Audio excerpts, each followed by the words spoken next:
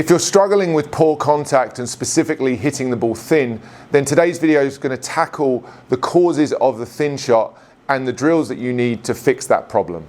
Hitting the ball thin can be defined by the idea that the club comes down and strikes the golf ball higher than it should. The bottom of the golf club effectively hits a little bit high up on the golf ball. You'll know you've done it because you get this uncomfortable vibration and feeling through the shaft that means you haven't made solid contact. Thin shots are extremely common among golfers of all levels, but particularly mid to high handicap golfers who struggle to control the radius of the swing.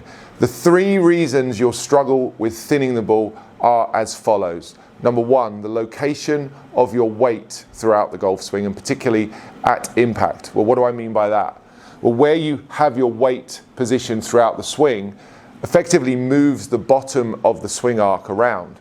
So if I was to set up and for whatever reason move all of my weight to my trail side and keep it there, as I swing down, the lowest point or the bottom of the swing arc is going to happen before the ball. Now that might cause a fat shot, a shot where you hit the ground behind the ball. But in many instances, golfers have got aware or used to the fact that they're going to hit the ground somewhere before the ball and try to lift up slightly. The arc of the swing begins to rise again past this lowest point, and as the club head begins to ascend, the likelihood of hitting the ball thin increases dramatically. So having the weight too far back at impact will have the low point of the swing too far back, which can definitely cause thin shots, and in extreme cases you will either top the ball. So weight location is factor number one. Where is your weight when you hit the ball?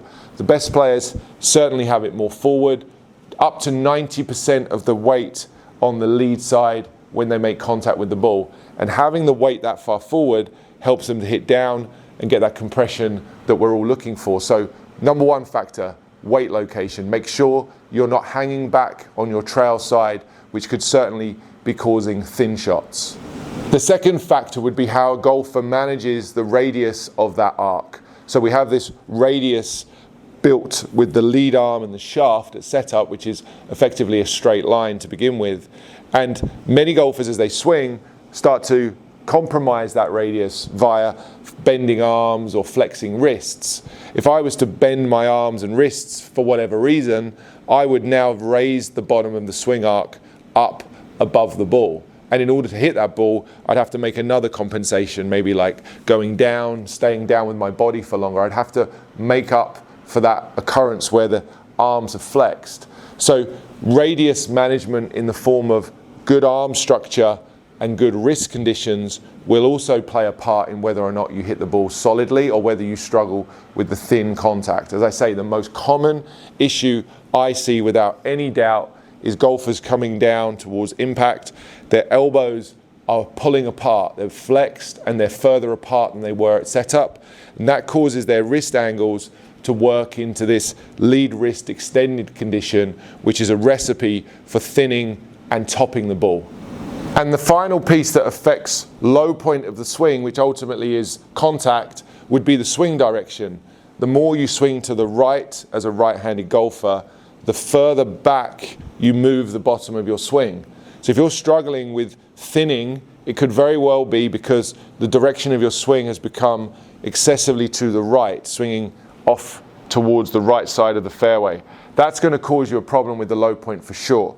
Equally, the more to the left you swing, the more over the top, if you like, as a right-handed golfer, the further forward you would move the low point. So swing direction definitely plays a role in where the bottom of the swing arc happens. Those would be the three factors that affect where the club bottoms out. Let's talk about ways in which you can fix those problems now. So if I was going to help somebody to reduce the number of thin shots they hit, I would pay particular attention to the elbows and the wrists and the management of that swing radius, as already mentioned.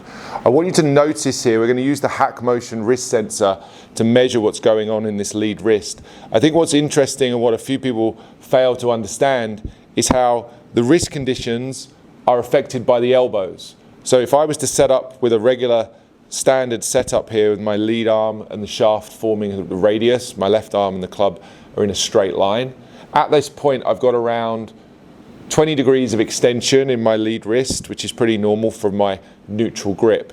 Now, if I wasn't to change my wrist angles at all, if I wasn't to do anything at all, and I was to just bend my arms and start pulling them apart, you see what happens to the extension number there. It doubles. It goes from 20 to 42. That's this lead wrist cupping or extending, which is going to cause massive issues with the management of the radius. You're almost certainly going to thin the ball if you don't have good arm and wrist structure. So what we can do here is understand that by squeezing or pushing the elbows together, actively squeezing them together and trying to push them to touch each other almost as a feel, I'm going to be able to create some shaft lean and some wrist condition here that are very favorable. I've gone from 20 degrees of extension, where my setup, so I'm going to hold this at 21 degrees of extension, squeeze my elbows together, push them together. I actually start to move this wrist into some form of flexion, which is desirable. So there's a good understanding there between the relationship of the arms and the wrists and how important it is to manage both of those things if you want to reduce the number of thin shots that you're hitting. And my favorite drill to help people manage their arms is to use a smart ball or equivalent training aid, where you can take an inflatable ball and hold it between your arms as you swing. These things are very versatile and help you with a number of pieces in the swing. The arm structure throughout the swing cannot be overstated, the importance of it. Holding the ball between the arms, making swings where we come down and we're actively squeezing this ball, will also train good wrist mechanics almost for free. So you can do this without the ball to begin with, without a golf ball to begin with, and just make practice swings at home doing dry drills. But then you can also transfer this into a full swing. You can hit balls squeezing this ball between your arm and effectively eliminating the likelihood of you hitting a thin shot. Really nicely struck. Push, draw straight down the fairway there. You'll notice my follow through on that swing is somewhat curtailed or restricted, if you like, and I'm doing that on purpose. I'm forcing myself to really squeeze my arms into the follow through, because the longer I keep my arms together, the more likely my wrist conditions are to stay intact. Think Tommy Fleetwood. If you like watching golf and you're familiar with the follow through of Tommy Fleetwood, keeping your arms squeezed together for as long as possible at impact and into the follow through will help you manage the swing radius and eliminate those thin strikes. And if we take a look at the Hack Motion wrist sensor data there, you can see that the wrist angles improved at impact because of my arms being together. So I started out with 24 degrees of extension in my lead wrist. I said that was pretty standard for my neutral grip. When I hit the ball, I only had 5 degrees of extension, meaning this wrist had moved 20 degrees into flexion. That's the squeezing of the arms that's helping the wrist conditions to improve automatically. You're getting that piece for free. So understanding how something as simple as holding an object between your arms, squeezing your elbows as a feeling throughout your swing, particularly in the downswing and into the follow through, can really help you to build better arm and wrist structure, improve the radius management of your golf swing, and help you eliminate those thin shots. If you're interested in learning more about wrist training, check out the link in the description below that will take you to a set of further drills to help you enhance your wrist mechanics.